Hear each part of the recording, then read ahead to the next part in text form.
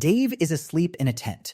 No fence, no flashlight, no plan. 10 feet away, something that could kill him in 4 seconds is standing perfectly still, staring at him. And then it just walks away. Not because it's full, not because it's scared. Because of a reason so strange, most wildlife experts didn't fully agree on it until recently. Stick around, because by the end of this, you're going to trust a tent way more than you trust your ex. Quick disclosure, Dave is a stick figure. 2 dots for eyes, no visible muscle mass, arms thinner than the noodles he definitely brought camping, and he's still somehow the least appetizing thing in these woods. That should tell you something. Here's the problem with Dave's situation. He's unconscious. He's horizontal. He is, biologically speaking, a burrito that forgot how to run. So why doesn't nature treat sleeping humans like an all-you-can-eat buffet with a please, help yourself sign taped to the front? Twist number 1. Predators aren't scanning the world for anything soft and shaped like lunch. They're running a non-stop cost-benefit calculation, like a tiny, furry accountant terrified of losing his job. And the question that accountant keeps asking is, will this meal cost me more than it's worth? A sleeping human doesn't look like food. It looks like a strange, silent lump that smells wrong, doesn't move right, and might explode into violence at any second. To a wolf or a big cat, that's not dinner. That's a mystery box. And every animal in nature learns the same golden rule early. Do not open the mystery box. Be honest. If you found a silent, motionless lump in the woods that smelled like sunscreen and regret, would you eat it either? That instinct is exactly why Dave is still breathing. But it gets stranger, because the way predators decide what's worth attacking isn't a vibe check. It's math, and the math is oddly specific. Big predators cannot afford to be reckless. A lion that pulls a muscle chasing a bad decision doesn't get a trip to urgent care. In the wild, a torn tendon or a broken tooth is often a slow death sentence. So evolution built these animals to be almost annoyingly cautious, like a coworker who triple checks every email before hitting send. Forever, scientists call this prey recognition. Basically, a checklist running in the predator's brain. Does it move like food? Does it smell like food? Does it react like food? Dave, currently face-planted in a sleeping bag, fails almost every box. Humans don't smell like deer. We don't move like rabbits. Our body odor is, chemically speaking, kind of an alien signature compared to what most predators evolved to hunt. So the guy snoring next to Dave in the tent isn't just ruining his sleep. He's actively confusing a bear's entire nervous system.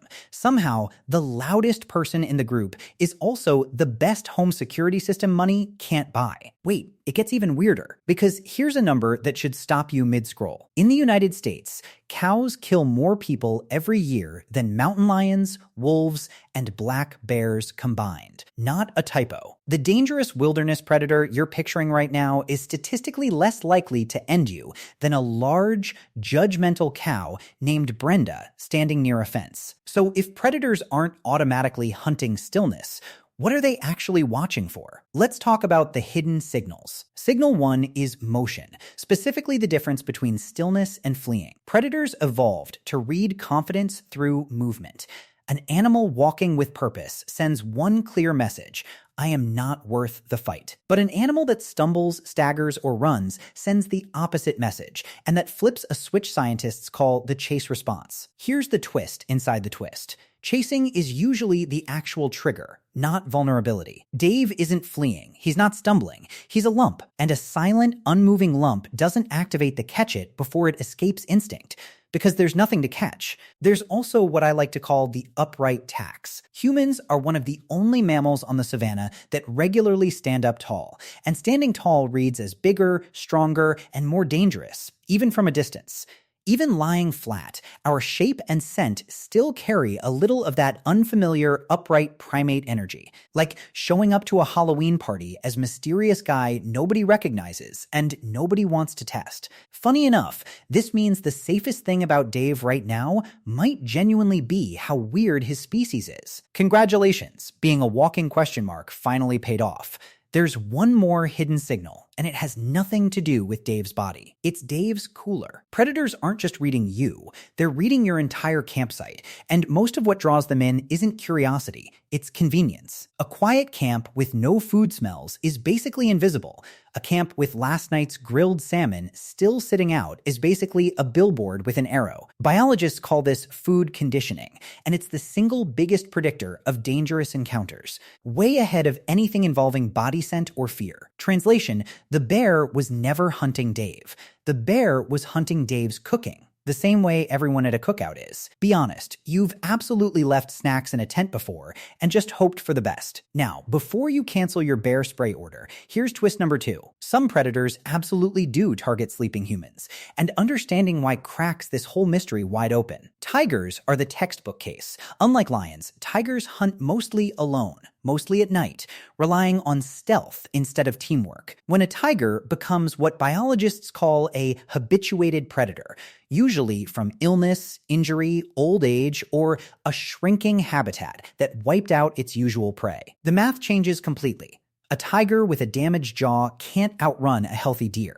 But a sleeping, silent human suddenly becomes the easiest option on the menu, the wilderness equivalent of a 24-hour drive-thru for an animal that's out of better choices. Saltwater crocodiles play by a completely different rulebook. No speed chase, no scent tracking, no mental image of prey. Pure opportunity. A crocodile doesn't care if you're a deer, a dog, or a camper refilling a water bottle. If you're in range and you're a candidate. Ambush specialists don't need you to look like food. They just need you to be reachable, like a vending machine that occasionally bites back. And for the record, this is the one animal on the list where Dave's stick-thin arms stop being a joke and start being a liability. Then there's the outlier that breaks the entire predators, our cautious accountants theory, polar bears. They're one of the only large predators on Earth that will actively investigate a sleeping human as a potential meal. And it's not because they're braver or dumber. It's because their whole ecosystem is running out of food. Melting sea ice means fewer seals, which means polar bears are stuck doing the wildlife version of scrolling a nearly empty fridge at 1 a.m. and deciding the leftover pizza box is technically still an option. That single fact tells you almost everything about this topic. The exceptions were never about which predator is scariest. They're about which predator is the most desperate. Wait, it gets even stranger, because the most famous case of all didn't come from a jungle or an ice sheet. It came from a railway. The man-eaters of Tsavo were 2 lions in Kenya responsible for a string of deaths among railway workers in the 1890s, deaths that terrified an entire region for months. Researchers later discovered both lions had severe dental damage, likely making it nearly impossible to hunt fast, healthy prey. Normal prey was too dangerous for their injuries. Humans, tragically, were not. So the pattern is clear now. It's almost never a predator recognizing humans as easy prey by default. It's a predator getting pushed into a corner where an unfamiliar option suddenly looks better than starving.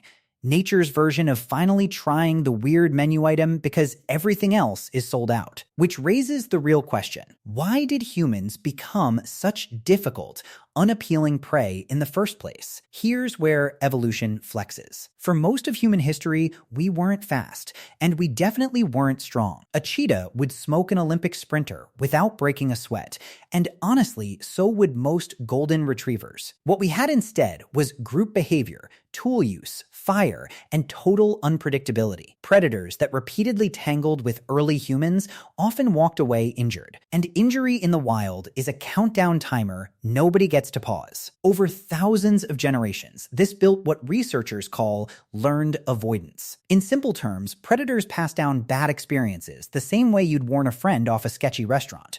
Not through through word of mouth, or in this case, growl of mouth.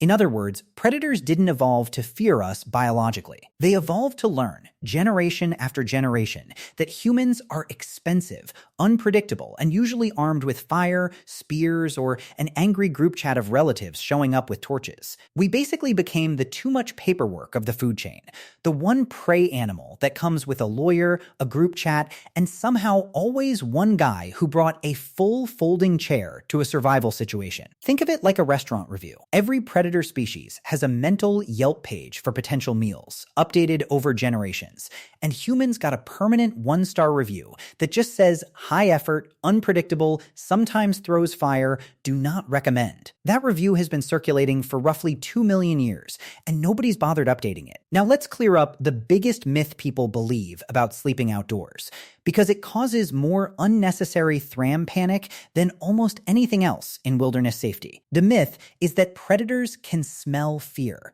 and that scent alone is enough to trigger an attack while you sleep. That's mostly Hollywood, not biology. There's no confirmed evidence predators detect some specific fear pheromone the way horror movies love to portray it. What actually draws predators toward a campsite has nothing to do with your emotional state and everything to do with food smells, unsecured trash, and improperly stored meals. Park rangers say it over and over.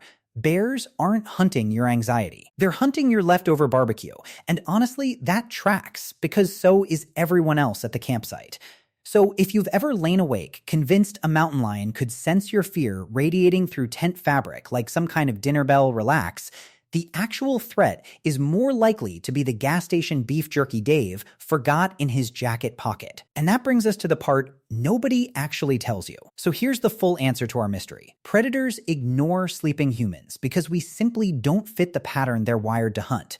We don't smell right, we don't move right, and honestly, we're just bad at being prey, like nature's worst customer. Stillness doesn't trigger a chase instinct built specifically around fleeing prey. On top of that, generations of dangerous encounters quietly taught predator populations that humans are a terrible investment, wrapped in unpredictability, tools, and group retaliation. Kind of like trying to mug someone who turns out to have a very large, very angry extended family. The exceptions only show up when an animal is desperate, injured, or pushed by habitat loss into choices it wouldn't normally make. Even then, it's opportunity doing the talking, not some secret taste for human. Nobody's out here ranking us as the good stuff.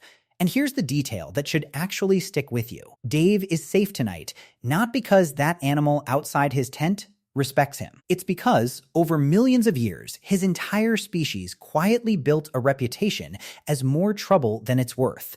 The kind of reputation that follows you around forever, whether you deserve it or not. Somewhere out there right now, a predator's instincts are running the same ancient risk assessment they've been running for millions of years. And the answer keeps coming back exactly the same. Not worth it. And Dave? Still asleep. Still snoring. Never once woke up, never once knew how close he came to becoming a headline, and honestly, that's the most human ending possible. We survive the wild by being annoying, unpredictable, and completely oblivious. And somehow, that's the winning strategy. Be honest, you're never looking at a sleeping bag the same way again. If digging into the strange, surprisingly logical psychology behind human behavior is your thing, this is literally what we do every single week. Every week, we crack open another bizarre mystery about why humans are the way we are. So if that sounds like your kind of rabbit hole, go ahead and subscribe, because next week's mystery might be even stranger than this one.